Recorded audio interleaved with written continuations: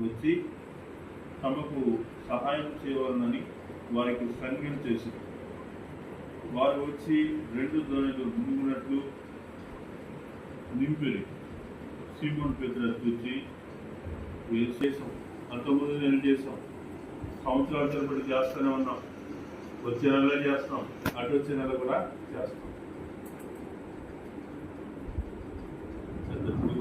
తర్వాత ఇంకా ఎవరున్నారు అక్కడ?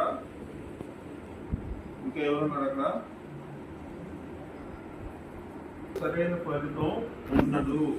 అంటే నా సొంత నిర్ణయం ప్రకారం నేను చేసుకుంటా ఉంటే దానికి వచ్చేటువంటి ఫలితం అంతా తీవ్రంగా ఉండదు.